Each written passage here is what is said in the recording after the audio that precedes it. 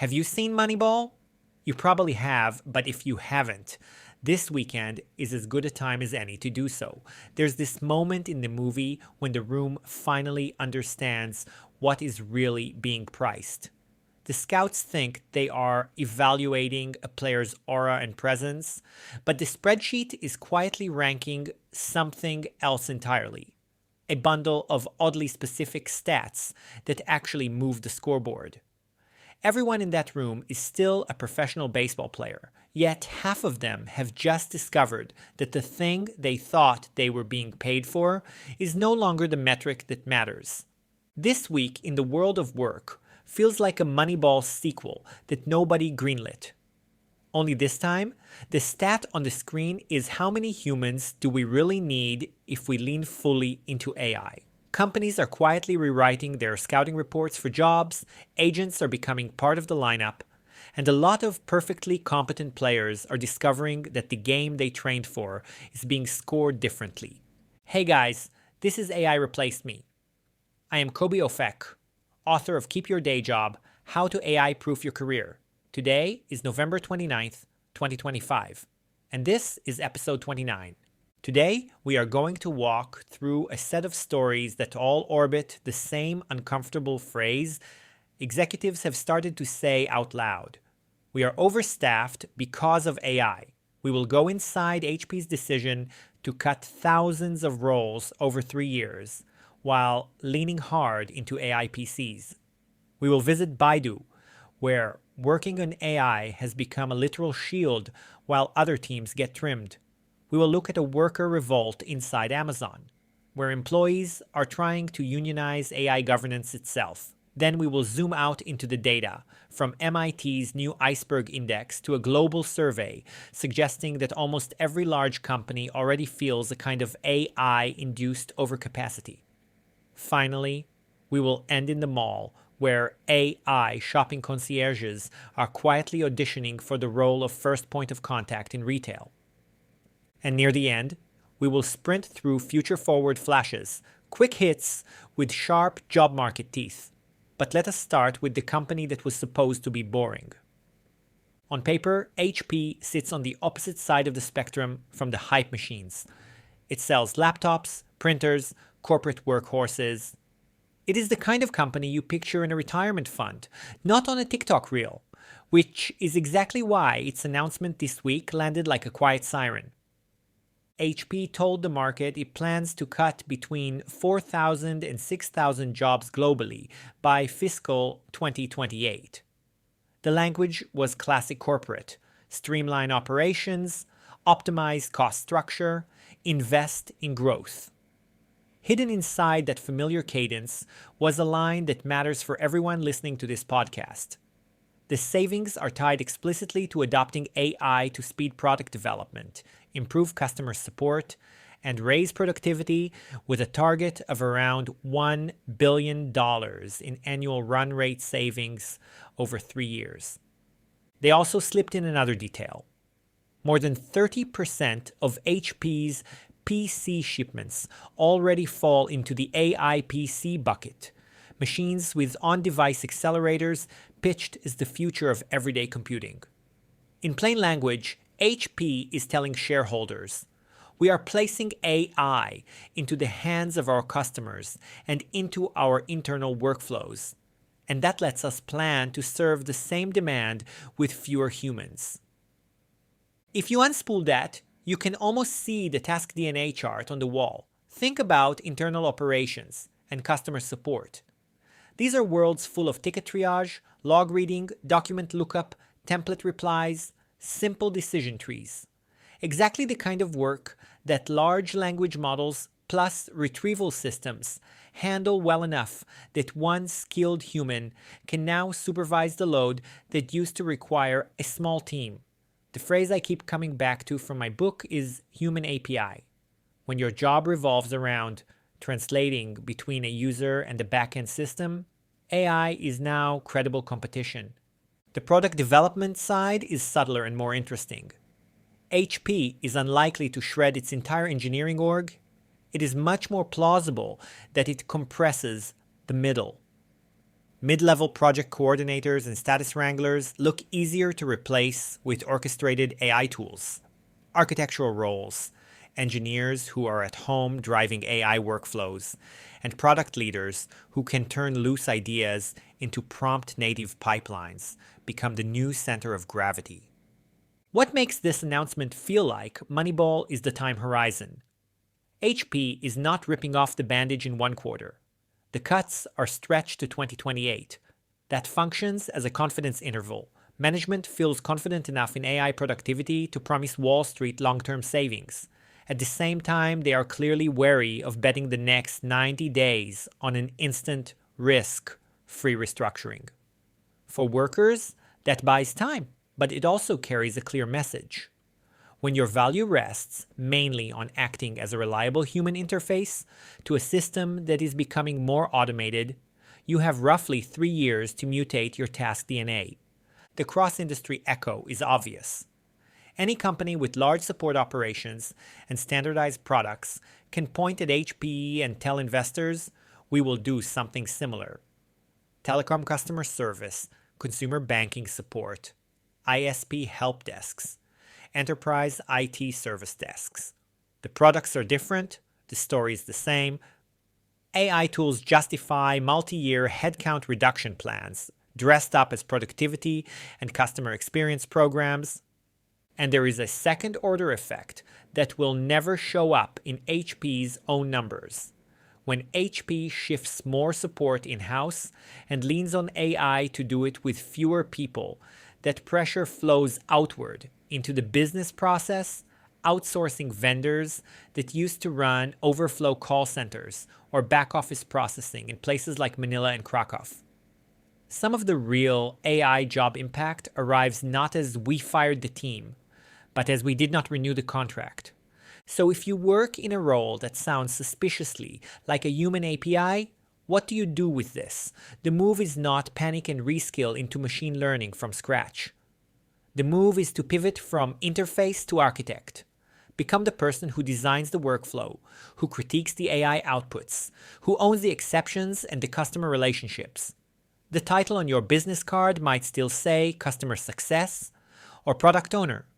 But inside that title, the skill mix has to tilt toward supervision and context. Okay, then now we cross the world to Beijing, where another story unfolded with a different tone, but the same underlying logic. Baidu reported a third-quarter loss and responded with a new round of layoffs that insiders describe as large-scale. Some teams are seeing reductions of up to 40%. The unit that takes the biggest hit is the Mobile Ecosystem Group, the engine for Baidu's traditional advertising and app traffic. On the chopping block are roles tied to legacy ad sales, growth, and mobile products. The part that matters for our theme is the phrase internal sources used for a different set of teams. Protected. AI and cloud computing roles are shielded and in some cases getting more resources. This is AI stratification in real time. The same technology that drives efficiency also acts as a sorting mechanism inside the company. Employees whose job descriptions revolve around ERNIE, large models, cloud, or infrastructure now sit inside the strategic core. Colleagues whose work centers on squeezing more ad dollars from mobile banners are pushed toward the perimeter. There is an irony here that is worth sitting with. Baidu spent years investing in AI. It rushed out one of the first Chinese ChatGPT-style products in 2023.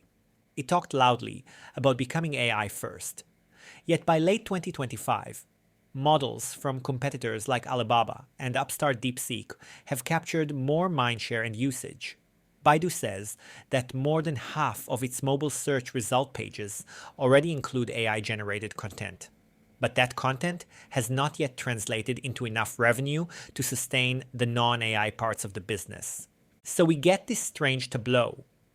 A company that bet big on AI is cutting large chunks of its legacy operations because the new thing is not yet paying for the old thing. Within that, A narrow set of AI-adjacent roles receive explicit protection, and everyone else is told implicitly that their work sits closer to the cost column than the strategy column. If you work in tech outside China, there is still a clear signal here.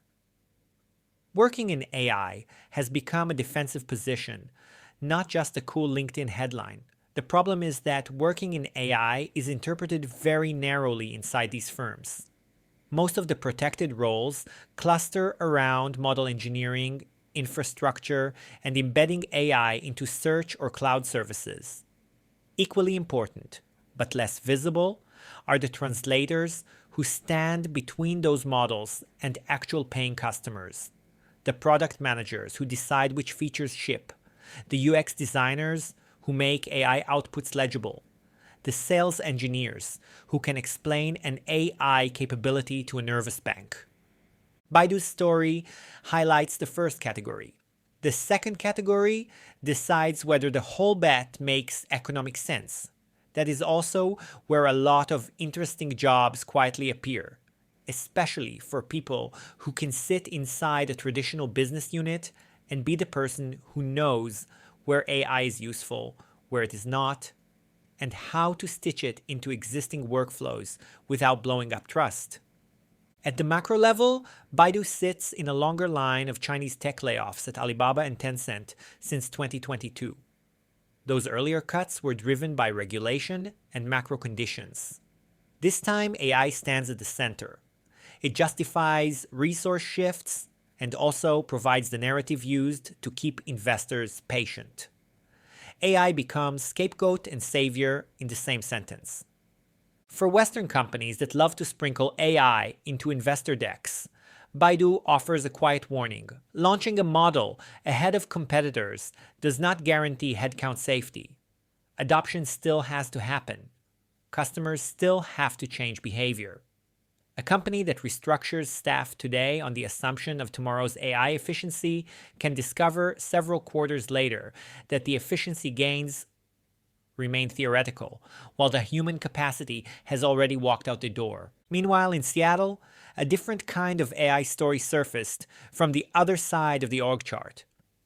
More than 1,000 Amazon employees signed an open letter warning that the company's rapid AI rollout is undermining jobs, democracy, and the climate.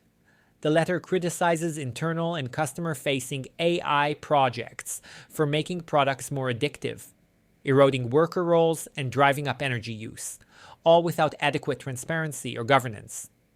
It does not read like a generic "Stop the Robots" manifesto. It is a very specific indictment of how and where AI is being deployed, how it affects workers, and who gets a say. What makes this letter interesting is how it frames job security. The employees are worried about headcount, but they are just as concerned about the way AI can be used to intensify monitoring and raise productivity targets, turning every workflow into a quantified treadmill.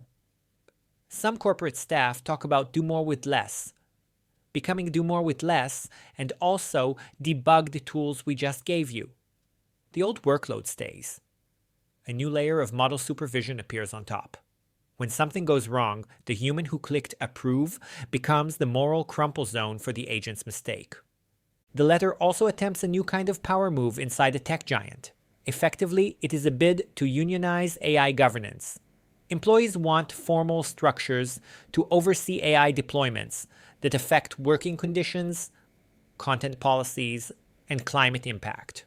If they succeed, even partially, you can expect similar demands in finance, healthcare, and media.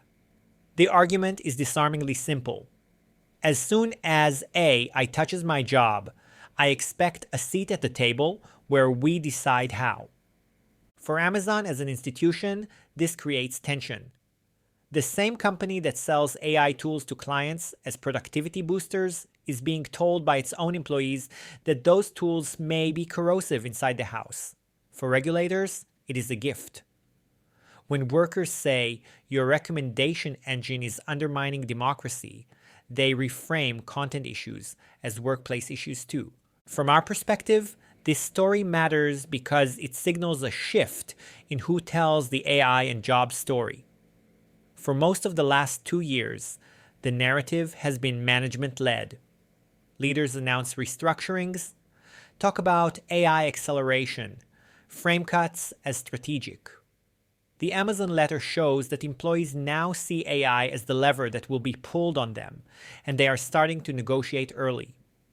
I would not be surprised if within a year or two, you hear very blunt questions in job interviews along the lines of, how exactly are you using AI in this department? And who has the authority to replace headcount with automation? It also hints at new roles, the kind that rarely show up on glossy AI slides. If companies agree to any form of internal AI oversight body, that body will need people who understand models, labor law, and operations. Governance is not free. Governance is work. Some of the most resilient jobs in AI-heavy companies might end up being the ones that sit between the tools and the humans, as internal critics and translators. The iceberg and the gap. Let us zoom out from individual companies and talk about the map. MIT, together with Oak Ridge National Laboratory, released a study this week that tries to answer a deceptively simple question. With today's AI, which work already looks economically automatable?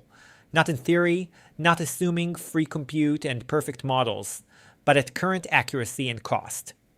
Their tool is called the Iceberg Index, and it builds a kind of digital twin of the United States labor market, modeling 151 million workers as agents, tagged with skills, tasks, and locations. The headline number. They estimate that current AI systems could perform work equal to about 11.7% of the US labor market, roughly $1.2 trillion of wages and benefits. The metaphor fits. The visible disruption we have been talking about this month, the layoffs, restructurings, and showy quotes from CEOs, corresponds to maybe the top 2% of that iceberg. Beneath the surface sits a much larger chunk of routine work in finance, healthcare administration, HR, logistics, and office administration that is technically substitutable, but has not yet been reorganized around AI. In parallel, McKinsey Global Institute's new report on agents, robots, and humans estimates that at the level of pure technical capability, more than half of current work hours could be automated. Their number is 57% of work hours in the US that are technically automatable by existing tools, especially if you assume smart orchestration of agents rather than one model per task. Together, those two numbers sketch a gap that is worth your attention. MIT's work describes the share of jobs where AI substitution already makes economic sense at current prices and performance. McKinsey's number describes the share of work hours that could, in principle, move to machines if you redesigned every workflow from scratch. The distance between 11.7 and 57 is where politics, inertia, regulation, and human preference live, and frankly, where most of our careers will be negotiated. This is where the Bearing Point and World Economic Forum study slides in as a bridge. In a survey of just over 1,000 C-suite executives globally, 92% reported that they already have up to 20% workforce overcapacity, driven largely by AI and automation in traditional roles. Nearly half of leaders expect more than 30% excess capacity by 2028. At the same time, 94% report significant shortages of AI-critical skills, with many facing gaps of 20 to 40% in roles like AI governance, agent workflow design, and human-AI collaboration specialists.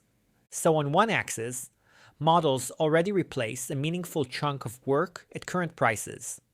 On another axis, leaders look at their org charts and see overstaffing in legacy roles alongside acute shortages of AI-literate talent.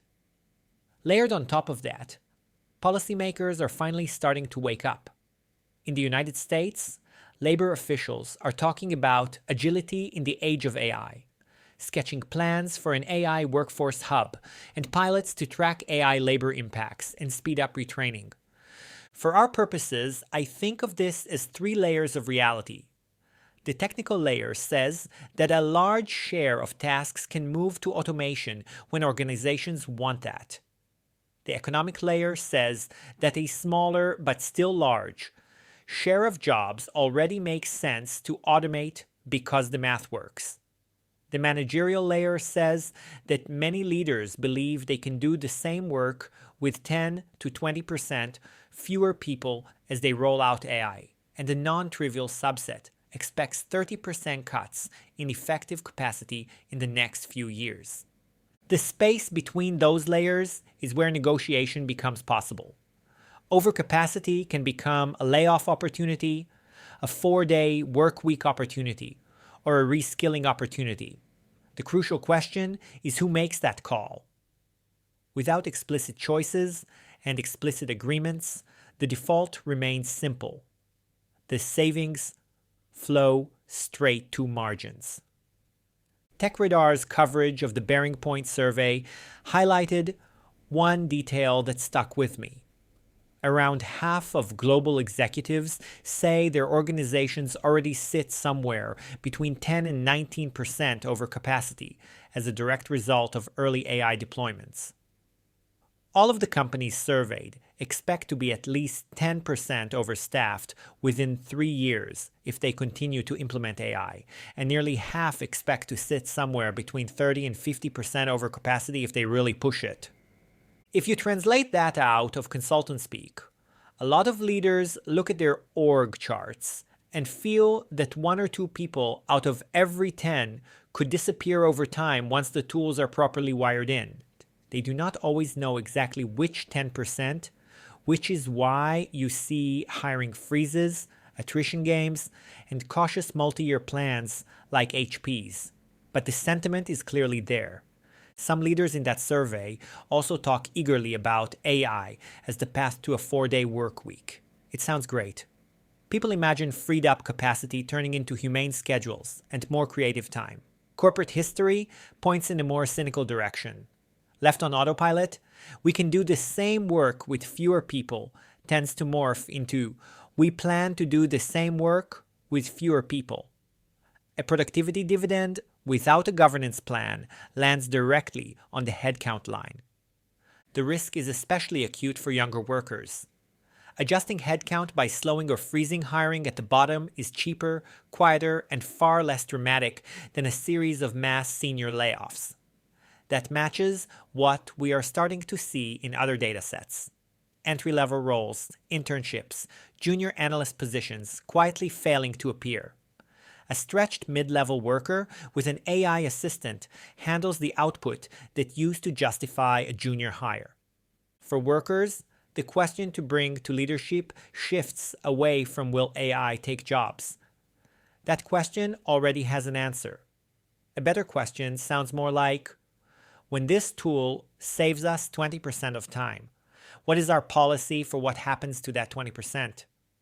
Does it become more projects, fewer people, or shorter weeks?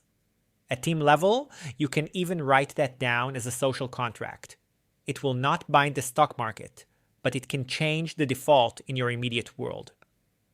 Let us leave the boardroom for a second and head to the mall, because this week, the holiday shopping season became a live experiment in AI-mediated commerce.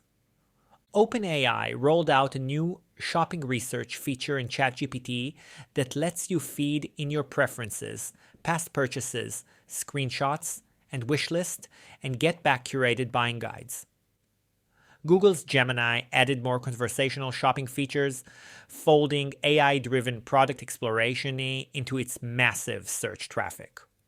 Vogue and others reported that traffic from AI search engines to e-commerce sites has grown by more than 700% since the start of the year, according to Bright Edge data, although it still accounts for under 1% of organic traffic. In the same breath, they note that classic Google search still commands almost 88% of organic visits.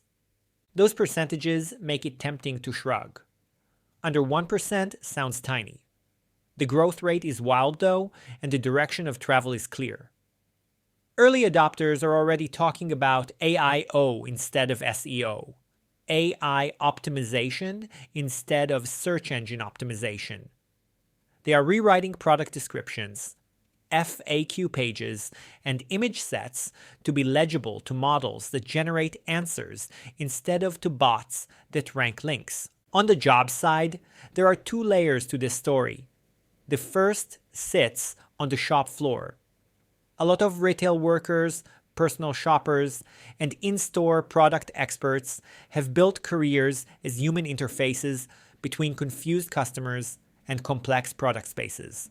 Help me pick a laptop for my kid's design program. Help me choose a skincare routine that will not destroy my face. Help me figure out what size I am in this brand.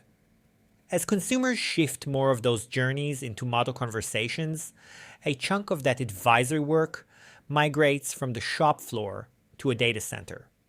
Will this shift erase stores? No, not for now at least. It does change the moment when humans enter the picture. By the time a customer walks into a store, they may already be carrying a shortlist that ChatGPT assembled for them. The associate's job turns into something more like validation, adjustment, and upsell. Done well, that can be satisfying work, more focused on fit and feel and context. Done badly, it becomes a pressure cooker where management expects the same sales per hour with fewer staff because the bots are pre-qualifying everyone. The second layer lives inside marketing departments and e-commerce teams. Copywriters, performance marketers, and e-commerce coordinators are already using AI tools to generate ad copy, product descriptions, landing page variants, and email campaigns. The junior creative who used to write the first 10 versions of a headline stands closer to the blast radius than the senior strategist who decides which narratives and segments to bet on. The work migrates from writing individual lines to orchestrating experiments, interpreting signals, and designing the feedback loop between creatives, algorithms, and revenue. There is also a quiet power shift. As customers get used to asking a model to shortlist products, those models become gatekeepers. They sit before search. They sit before comparison sites and affiliate blogs. That squeezes the old ecosystem of top 10 listicles, review farms, and influencer recommendation engines. Some bloggers and niche reviewers may wake up one morning and discover that their traffic evaporated not because they did anything wrong, but because the default consumer action moved from search and click to ask and accept. The deeper lesson is that Help Me Choose has joined Help Me Write and Help Me Summarize on the list of categories where AI has real leverage. Any profession whose value proposition relies on a mix of information curation and decision support now walks a similar path. Financial advisors, travel agents, recruiters, parts of coaching, and even some slices of medicine share the same basic pattern. This Black Friday is not just about gadgets. It is a noisy pilot for what happens when the first consultation layer before a human is synthetic. Moving on, let's shift gears into our Future Forward Flashes segment. Fast signals that did not make the main segments, but say something important about where jobs are heading. Flash 1. Microsoft's chief financial officer has been telling investors that the company expects to rack up hundreds of millions of dollars in savings in its call center operations over the next few years by leaning heavily on AI assistants, even as it quietly trims staff. The interesting part is not the headline number. The logic matters more.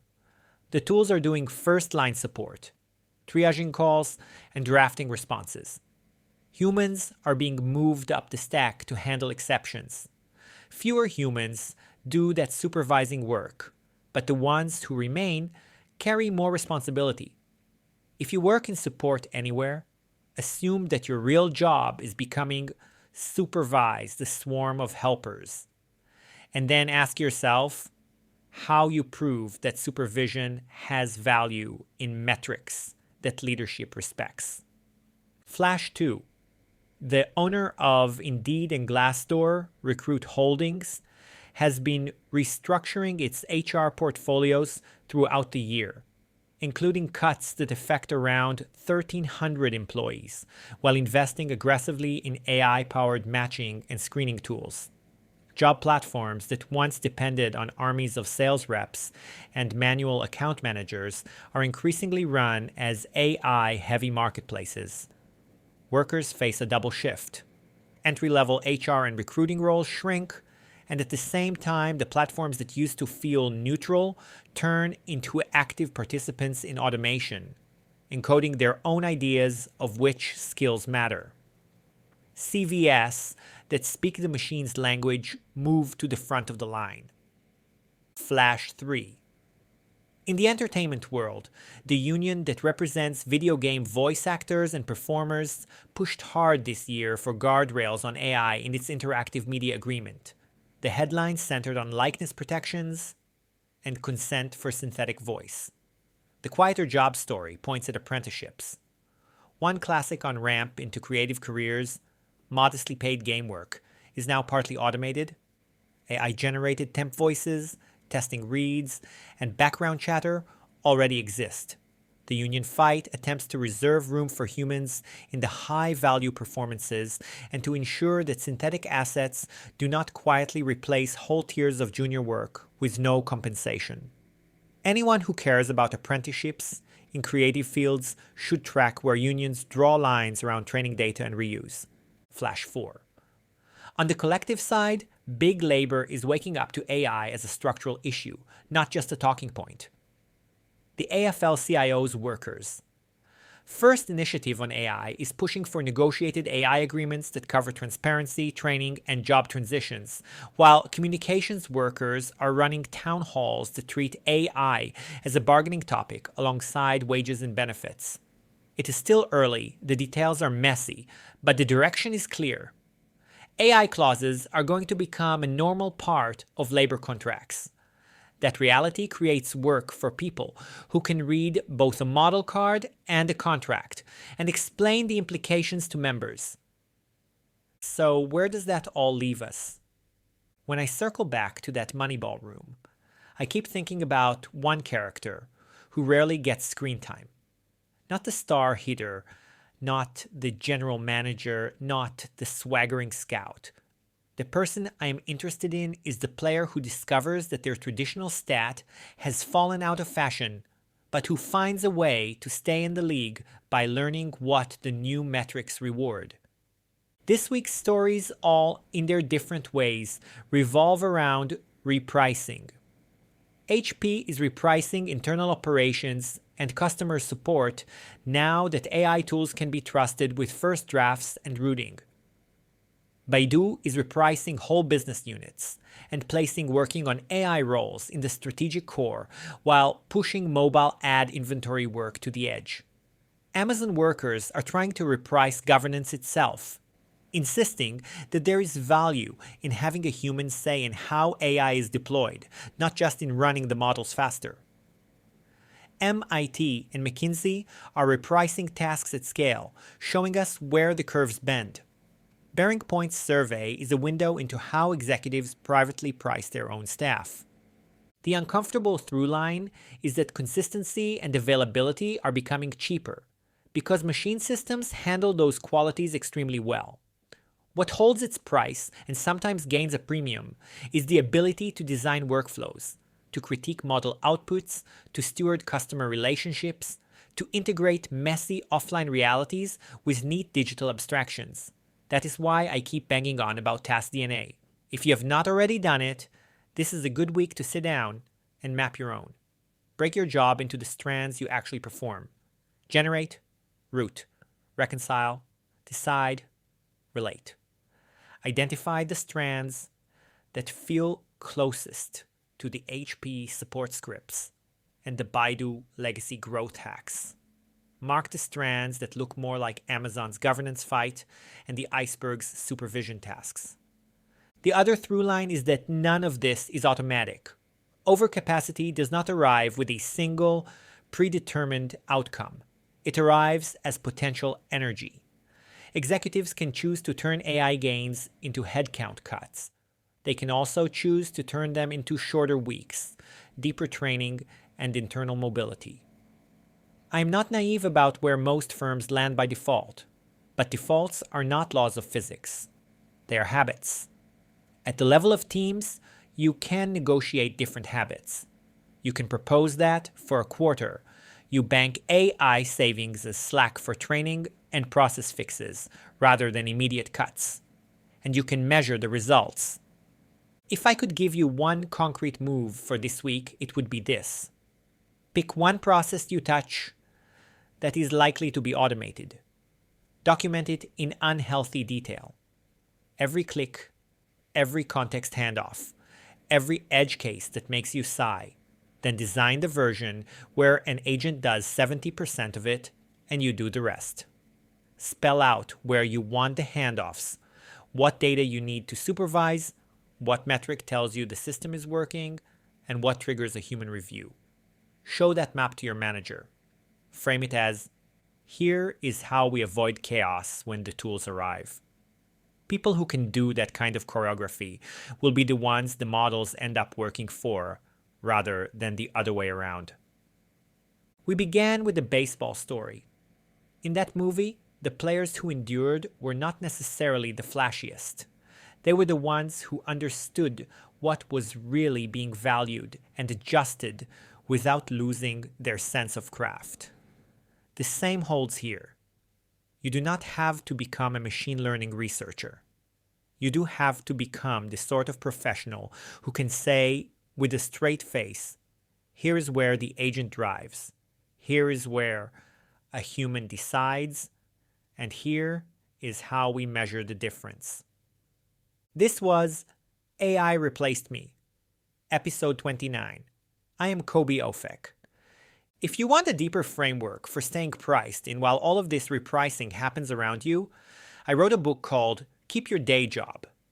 How to AI-proof your career. It is on Amazon and wherever people get books.